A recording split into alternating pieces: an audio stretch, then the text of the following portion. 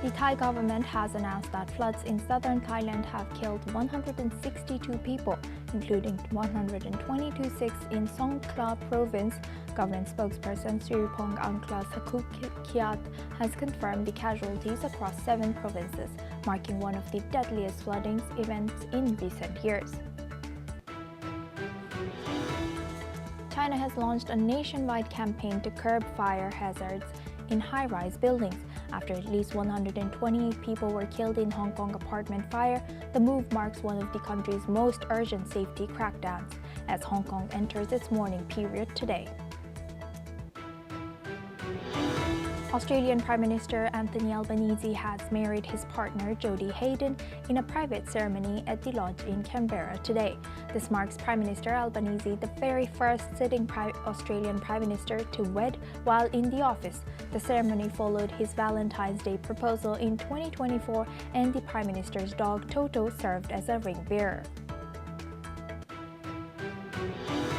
Airlines are rushing globally to fix a flight control software glitch after Airbus recalled 6,000 A320 family jets, temporarily grounding aircraft in Asia and Europe and threatening U.S. travel during a busy post-Thanksgiving weekend.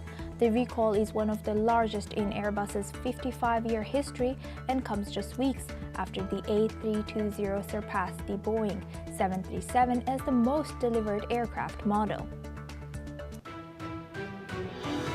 German lawmakers have now passed the record 2026 budget amid a drawn-out fight over pension reforms pushed by young conservatives. Berlin also aims to back an EU ban on new internal combustion car engines from 2035. U.S. President Donald Trump has announced plans to cancel most of former U.S. President Joe Biden's executive orders. He claims that the auto pen was used improperly and Biden did not personally sign them. Pope Leo, now in his first foreign trip, has visited Istanbul's iconic Blue Mosque on the 3rd day of his trip to Turkey, marking his first visit to a Muslim place of worship since his election in May. The highly symbolic 15-minute visit following in the footsteps of late Pope Benedict and late Pope Francis. French prosecutor has confirmed a 39-year-old man with 6 prior convictions has been charged in France as the 4th suspect in the heist of France's crown jewels from the Louvre Museum.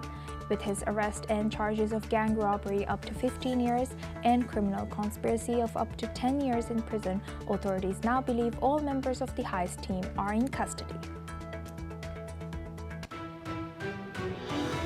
We start this hour with the breaking news. U.S. President Donald Trump has declared all airspace over and around Venezuela closed. The announcement came today amid ongoing anti-drug operations. Trump has issued the warning via social media, addressing airlines, pilots, drug traffickers, and human traffickers. He has said that the airspace is closed in its entirety and thanked recipients for their attention. The move underscores heightened U.S. action against narcotics and human trafficking in the region.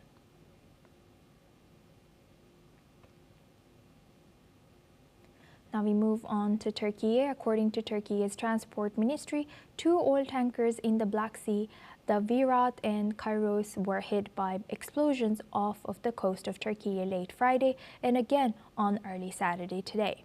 A source within Ukraine's SBU security service has told AFP that the vessels were intentionally targeted using modernized Sea Baby naval drones, claiming the ships were covertly transporting sanctioned Russian oil.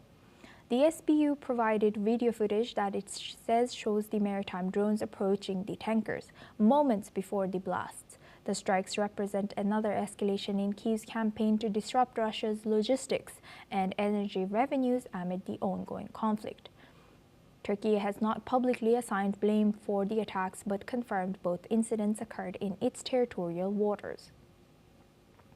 No casualties were immediately reported, though the extent of the damage to the tankers has not yet been fully assessed. Now for this discussion, we welcome Dr. Satoru Nagao. He's a fellow at Hudson Institute, joins us live from Japan. Thank you very much, Dr. Satoru, for joining us again. Good to see you. Dr. Satar, now that Ukraine has hit a target in Turkish waters, although not Turkish, is there any repercussions for Ukraine in doing such? In this case, this is the shadow fleet is my important point, so that's why this is anyway illegal. But at the same time, this is military operation, and Russia's energy export is an important part of the sustainability of the Russia's military operation. So that's why anyway, anywhere could be the target of this energy supply line. Of course, if Turkey will be under this attack, of course, this is not a constructive relation between Ukraine and Turkey. So it relies on the Turkey side decision. But anyway, this is supply line of Russia, and Shadow Fleet itself is, of course, an important target. That is true. So that's why how to hit these two vessels, and in this case, that is not clear perfectly, but at the same time, in this case, there is a high possibility that such kind of attack could be the main part of this recent military operation, and it will happen again. Do you think this kind of incident could occur again, and will it influence regional tensions between Turkey, Russia, and Ukraine now? Yeah, because view from the President Trump of the United States, indeed making pressure of the Russia's exporting oil is just now this is needed to make the ceasefire agreement materialize. Because he wants to making the pressure to the President Putin to sign the agreement, ceasefire agreement. So now is the timing to make pressure. So not only this shadow fleet, but also the energy facility or the tariff-related secondary sanctions, everything is coordinated at the same time. So that's why this is the operation that they need just now. So that's why there is a high possibility that in the near future, just now, it will escalate about such kind of attack. So this is not meaning that it will continue forever, but now this is the target, it is clear. And as you've mentioned, this might not continue forever, but could reoccur sooner or later. What political responsibility does Turkey have in safeguarding commercial shipping when unregistered or unofficial vessels operate outside standard maritime oversight, and in making sure that, or is it their responsibility in making sure that all the shadow fleet of Russia stays protected in their waters? And this is shadow fleet, that is a problem, because this looks like a smuggling ship. So that's why the legal matter in this case, the shadow fleet is weak stance, I think, has a weak stance, I think. So that's why the attacking the shadow fleet is attacking something illegal export. So that's why in this case, anyway, these ships are not proper legal trade, and even if the Turkey's water. But it relies on the Turkey side indeed. The Turkey side allows such kind of attack because of this is shadow fleet. Of course, there is no problem. But if Turkey side express a complaint that this kind of attack to the Ukraine, maybe it is more difficult for Ukraine to continue the operation in the Turkish water, because Turkey is, of course, selling the material to Russia, and buying the oil from Russia, but at the same time, they are supporting the Ukraine also. And for example, the Ukraine's naval ship is built in Turkey. So that's why Turkey's stance is very important for Ukraine. If Turkey will be very upset, of course, Ukraine cannot continue within the area of the Turkey's water, I think. Right. With that, I would like to thank Dr. Satoru Nagao for sharing that insight. Please stay with us as we come back to you for our next discussion as well. Now we move on to Germany. German police has used water cannons to disperse protesters blocking a highway near Gießen on Saturday today, as thousands gathered to oppose a meeting of the far-right Alternative for Germany party. Tensions escalated with scuffles reported near the venue, where AfD members were set to elect the leadership of their newly formed youth organization. The previous AfD youth wing was dissolved earlier this year after German intelligence classified it as confirmed right-wing extremist. Multiple groups, including the major DGP trade union and the left-wing party Die Linke, had called for large-scale counter-protests. Authorities had anticipated up to 50,000 anti-AfD protesters over the weekend, adding further strain to security operations. The delay comes as AfD support remains high, with CFD's latest Polit Barometer poll placing the party at 27% nationwide. Now for this discussion, we welcome back Dr. Satoru Nagao. He's a fellow at Hudson Institute, joins us live from Tokyo. Thank you very much, Dr. Satoru, for staying with us. Now that we know that, Germany has made a youth organization or a youth party for the right wing, very extreme right wing. Do you think that this new party will, is there any chance of this new party to also be enlisted as extremist right party again? Extremist or not is a little bit controversial because a certain number of the supporters support this party. So this means that if this is extreme far right dangerous, this supporter of the extreme right people is also the extreme. So that's why a certain number of the Germans are extreme, you need to say. But that's not true because many people support means that a certain number believe that they are not far right.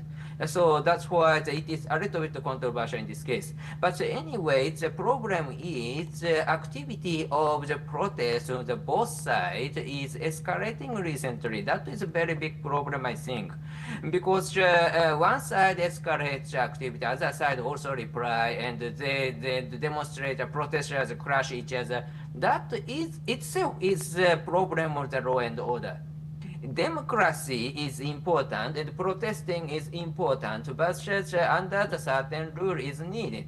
So that's why police crash with them, and it looks like the crash with them itself is creating the news and the advertisement. But that kind of mood itself maybe should change. Protesters should protest, that is good, but at the same time, they should not be the gang, destroy the city, something like that.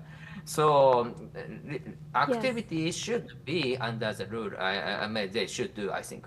As you also highlighted that these activities should be under control. What role does German authorities should play in balancing the right to protest with maintaining public order?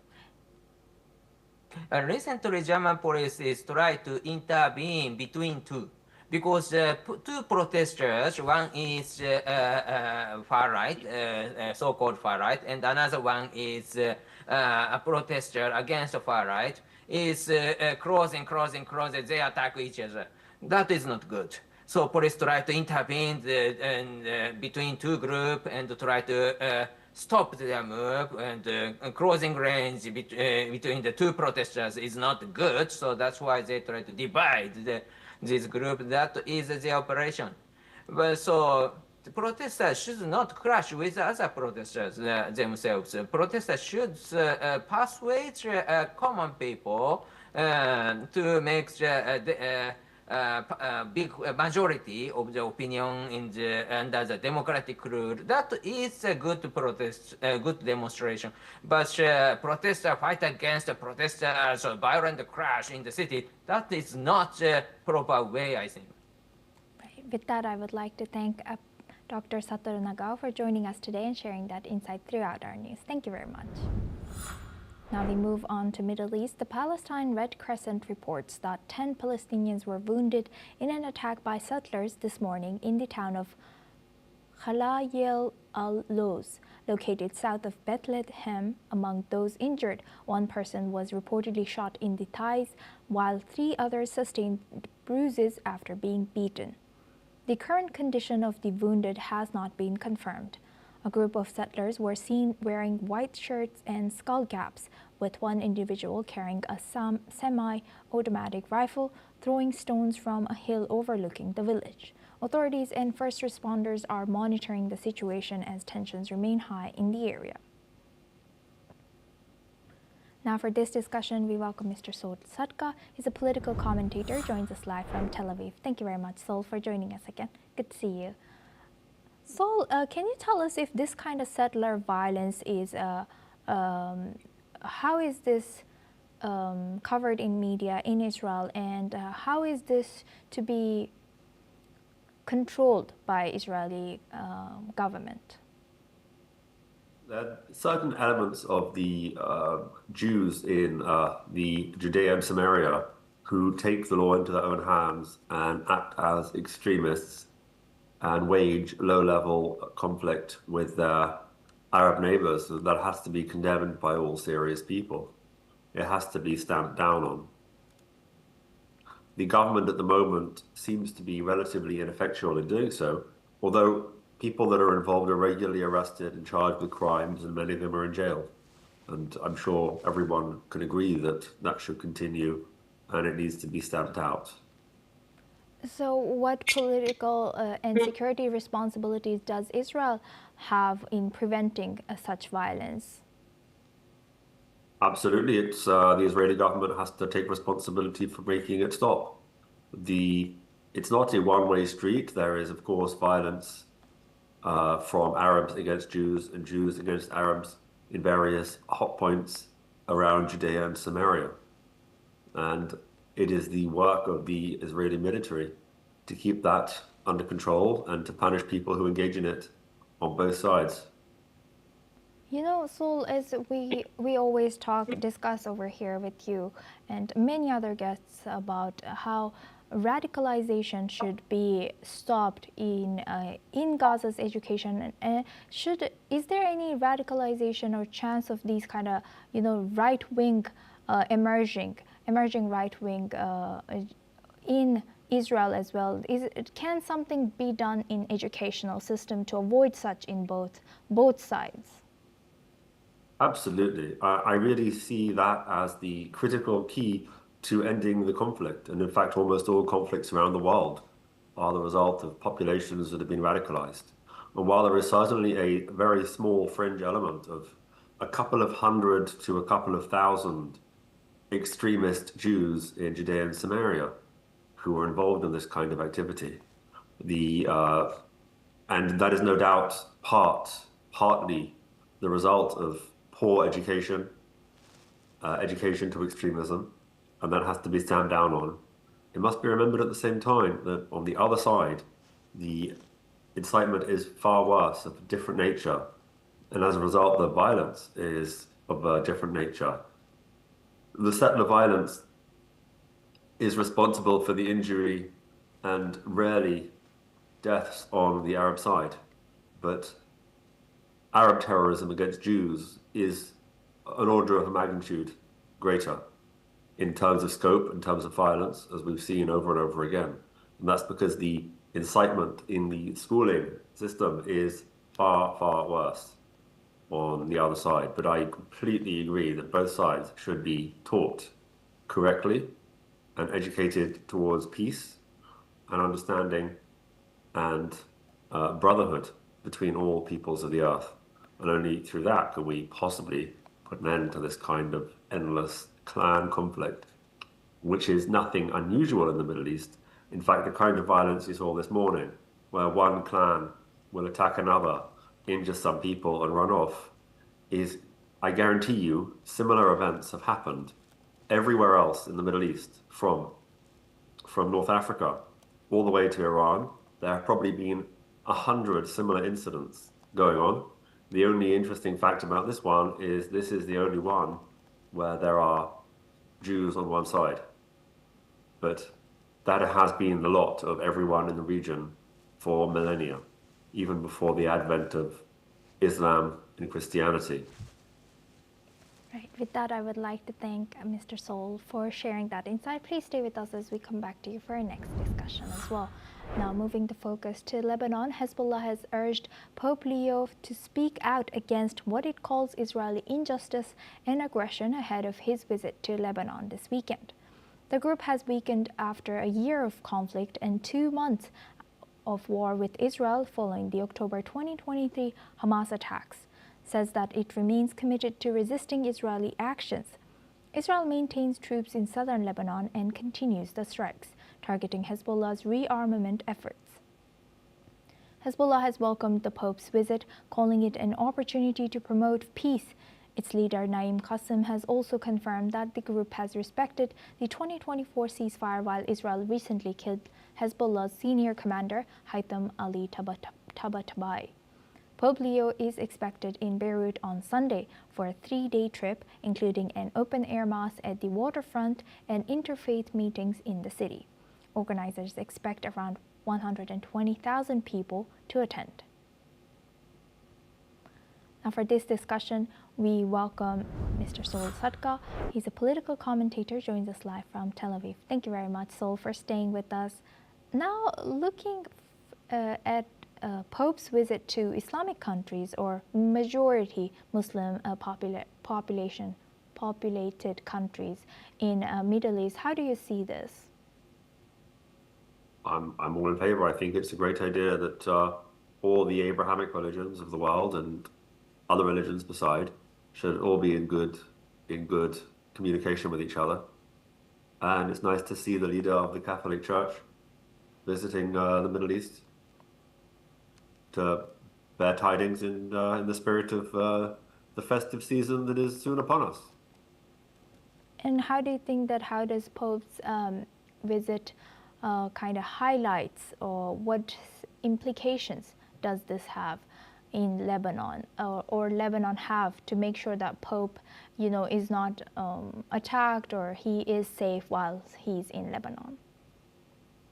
I'm sure that the measures in place to protect the Pope are quite extreme. I'm sure he will not be traveling to parts of Lebanon where his safety cannot be guaranteed within the standard security bubble. But at the same time, Lebanon is a very unstable and dangerous place that is under continuing assault from its neighbors, including Israel, and justly so, because they are harboring a terror army, the Hezbollah army.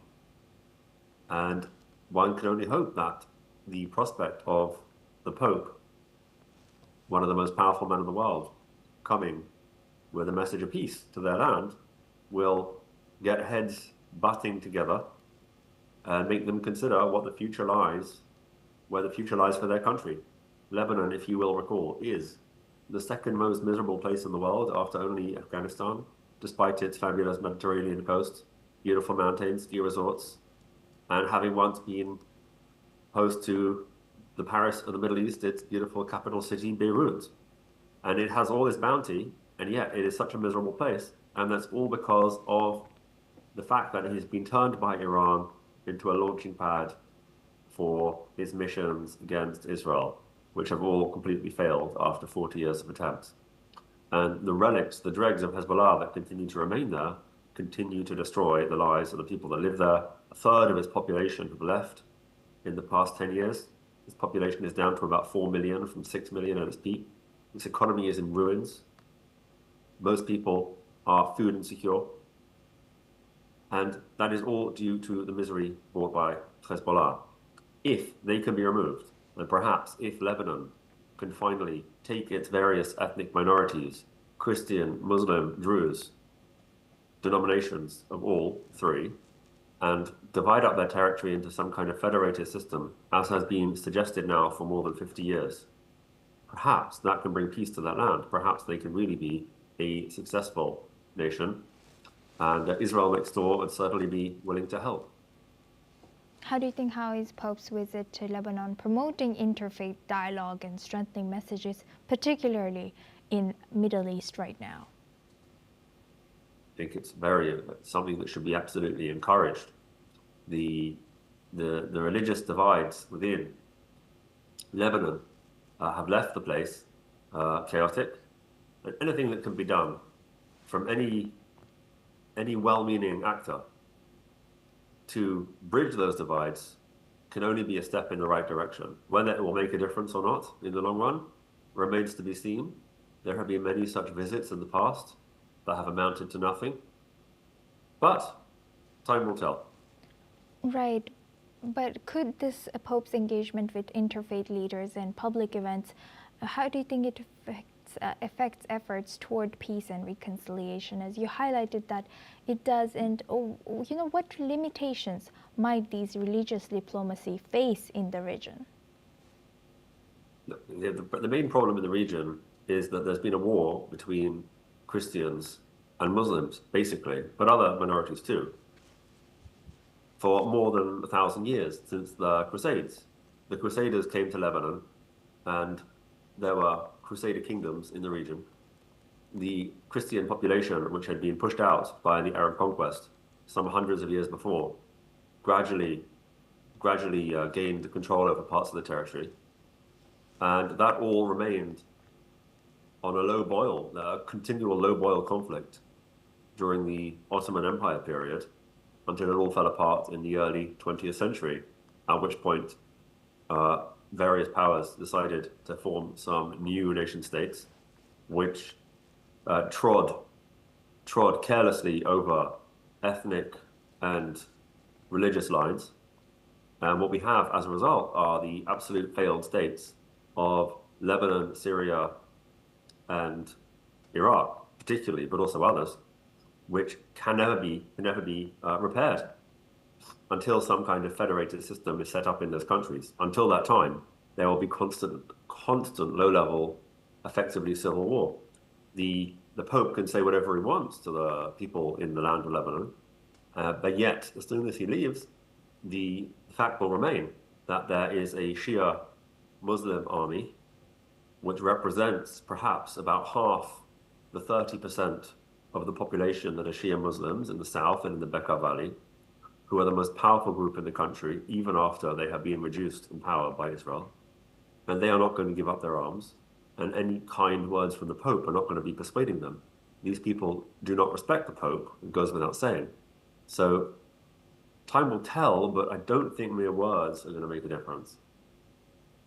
Right. With that, I would like to thank Mr. Sol Satka for joining us today from Israel and sharing that insight throughout our news. Thank you very much.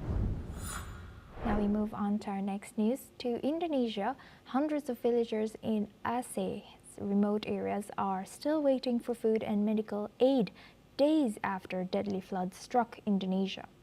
In Dagang Raya village, Chief Mustafa Hasim and local residents set up a public kitchen to address the severe food shortage. Hasim has reported receiving minimal aid, including just 2 bags of rice, and said no medical assistance has arrived. President Prabowo Subianto has confirmed that the government had dispatched 4 planes with aid, but delivery has been hampered by difficult weather and challenging terrain. The cyclone-driven torrential rains have affected large parts of Indonesia, Malaysia, and Thailand, with a rare tropical storm forming in the Malacca Strait. Let's listen into what a villager has shared. Kalau banjir udah hilang. Waktu aku tarik baju, rumahnya udah runtuh. Berarti rumah udah dibawa air? Udah dibawa air. Nggak ada lagi rumah ya? Nggak ada. Terus That's all we have time for. Keep watching NewsX.